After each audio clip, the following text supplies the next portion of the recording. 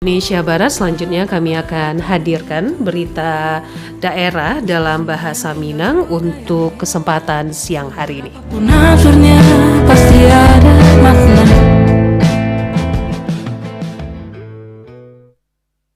Untungnya bumi masih berputar. Pro 1.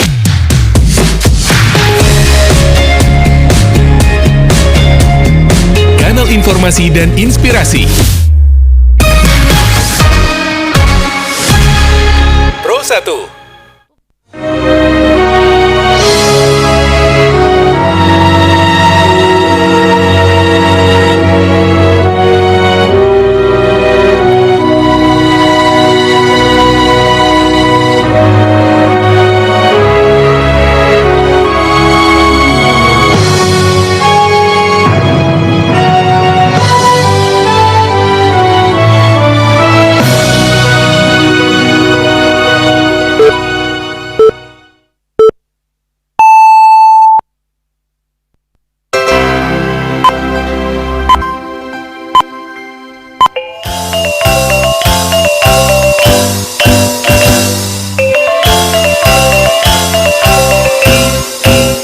Selamat siang, Dunsana Pandanga. Mengawali perjumpaan siang hariko, kami sampaikan sari berita utama. Wakil Bupati Tanah Datar Ahmad Fadli menyambut kehadiran Indonesia Care. Buletin berita Minang selengkapnya dibacakan De Aldila. Dunsana Pandanga, Wakil Bupati Tanah Datar Ahmad Fadli menyambut kehadiran Indonesia Care dalam kegiatan tamu ramah sebagai upaya memperkuat sinergi penanganan dan pemulihan pasca bencana di Kabupaten Tanah Datar. Berikut laporan Irsyad. Wakil Bupati Kabupaten Tanah Datar Ahmad Fadli menyambut kehadiran Indonesia Care dalam kegiatan temu ramah dan berlangsung hangat ju penuh keakraban. Kegiatan itu menjadi momentum untuk memperarek silaturahmi antara pemerintah daerah dan lembaga kemanusiaan. Selain itu, temu ramah dimanfaatkan untuk memperkuat sinergi dalam upaya penanganan dan pemulihan pasca bencana di Kabupaten Tanah Datar. Dalam pertemuan itu, kedua pihak berdiskusi dan bertukar pandangan terkait langkah kolaboratif dan dapat dilakukan bagi masyarakat terdampak bencana. Wakil Bupati Ahmad Fadli menyampaikan apresiasi dan terima kasih kepada Indonesia Care atas keterlibatan langsung di lokasi bencana. Dirinya menilai kehadiran Indonesia Care di tengah masyarakat menjadi bantuan nyata kepedulian jo aksi kemanusiaan. Menurutnya, bantuan jo pendampingan dan diagihan sangat membantu meringankan beban warga terdampak. Mengucapkan apresiasi yang sebesar-besarnya dan terima kasih banyak kepada Indonesian Care yang sudah terjun langsung ke lokasi bencana untuk membantu saudara-saudara kita yang terdampak bencana terutama di daerah kami Kabupaten Tanah Datar. Atas nama pemerintahan Kabupaten Tanah Datar dan juga masyarakat Tanah Datar, kami mengucapkan banyak terima kasih atas setiap kegiatan yang telah banyak membantu masyarakat kami. Wakil Bupati Tanah Datar Ahmad Fadli berharap sinergi dan kolaborasi dapat taruh berlanjut dalam mendukung pemulihan dan pembangunan kembali di Kabupaten Tanah Datar. Irsyad melaporkan.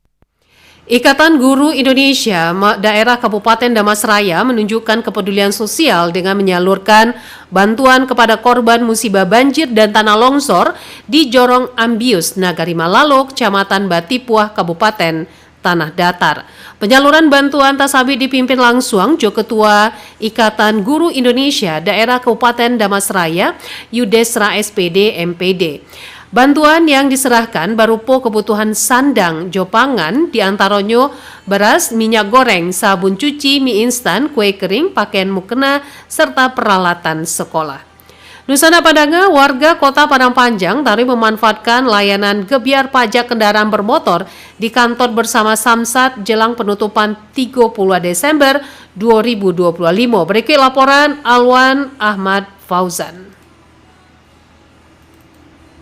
Kota Padang Panjang turut membadati satyo loket pelayanan Samsat Padang Panjang dalam rangka menggunakan kesempatan ameh berupa kebijakan pemutihan pajak kendaraan bermotor PKB untuk Provinsi Sumatera Barat tahun 2025 dan diperpanjang hingga 30 September mendatang. Salah satunya warga Kelurahan Tanah Hitam Kota Padang Panjang Arif Kapado RRI mengatakan bahwa dirinya mengaku terbantu dengan kehadiran kebijakan pemutihan pajak kendaraan bermotor PKB dan diputuskan diperpanjang hingga akhir bulan apalagi Manuri Arif. Dirinya sebelumnya telah menunggak selama 3 tahun dan kini alam mendapatkan keringanan berupa pembayaran hingga 1 tahun berjalan. Terima kasih pada pemerintah Sumatera Barat atas keberlangsungannya program kementerian ini yang aturannya saya membayar 3 tahun menjadi 1 tahun, dan saya sangat terkesan dengan pelayanan Samsat Kota Padang Panjang di sini.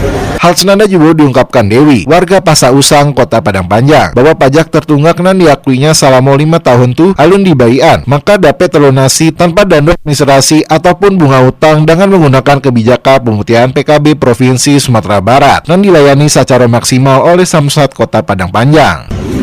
Kepada pemerintah Provinsi Sumatera Barat yang telah memberikan program pemutihan pajak ini, saya sudah 5 tahun menunggak pajak dan untuk sekarang ini membayarnya cuma 1 tahun saja.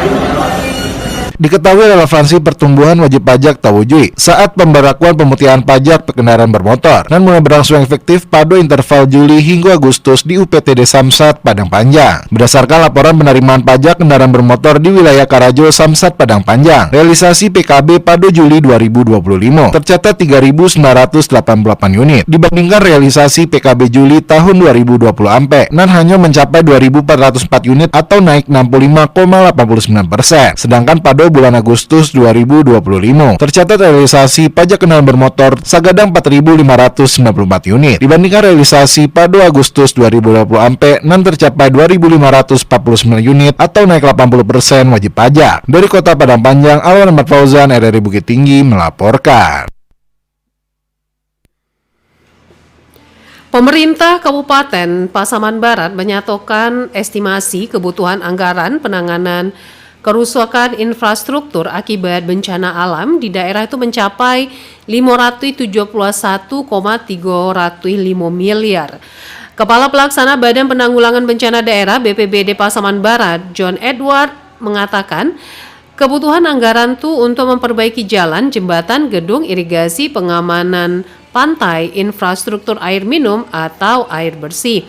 John Edward menambahkan dengan diperpanjangnya masa tanggap darurat bencana hingga 29 Desember 2025, pihaknya akan taruh menvalidasi data kerugian yang ada sambil membersihkan material longsor dan kiniko masih perlu pembersihan. Neni Anita SH terpilih sebagai Ketua Pengcap Federasi Gimnastik Indonesia atau FGD Kota Bukit Tinggi periode 2025-2029. Berikut laporan Joni Marbeta.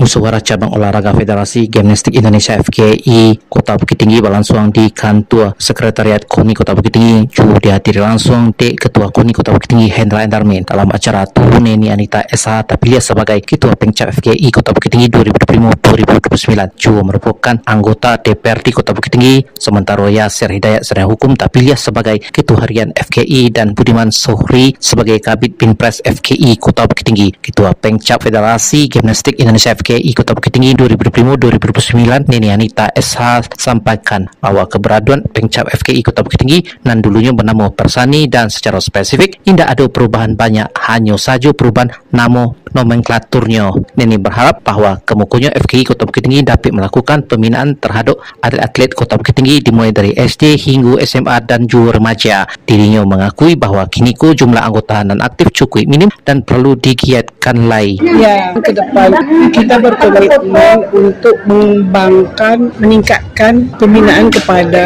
atlet mulai dari usia dini.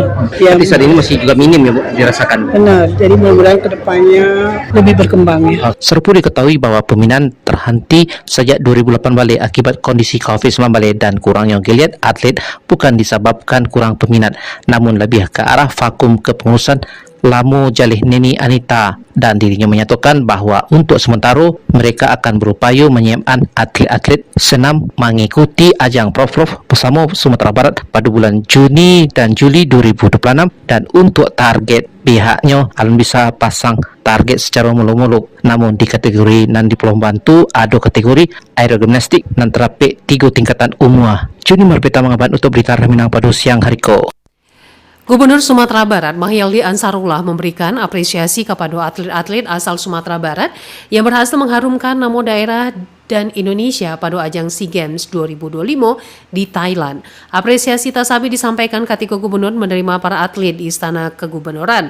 3 atlet nama menerima apresiasi tersebut yakni Gilang Ilhaza, cabang olahraga gulat, Samsul Akmal, sepak takraw, dan Zikra Dwi Putri, tekbal, dan ketiganya sukses meraih medali pada ajang olahraga terbesar se-Asia Tenggara tahun 2025. Gubernur Mahyaldi menyampaikan rasa bangga atas capaian para atlet yang dinilai merupakan hasil dari kerja keras, disiplin, serta pembinaan yang berkesinambungan. Menurut Mahyaldi, Sumbar memiliki potensi besar di bidang olahraga jika tadi didukung dengan sistem pembinaan dan kompetisi nan elok. Di Sanak Pandaga menjelang bergulirnya kompetisi Liga Ampe Sumatera Barat musim 2025-2026, Persatuan Sepak Bola Padang Panjang matangkan persiapan tim secara intensif. Berikut laporan Nofri.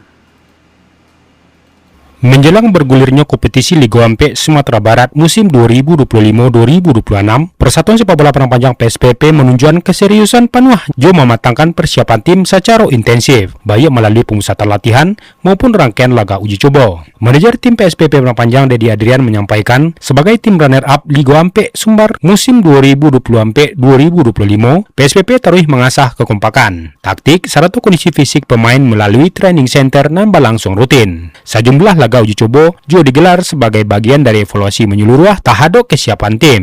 Dirinya mengungkapkan dalam rangkaian uji coba tersebut, PSPP telah menghadapi beberapa tim lokal Sumatera Barat, di antaranya Ramadan FC Padang, PSR Rambatan Tanah Datar, serta Madaworu FC dari Kabupaten 50 Kota. Laga-laga ko dimanfaatkan tim pelatih untuk mengukur progres pemain serta memantapkan skema permainan yang akan diterapkan di kompetisi resmi.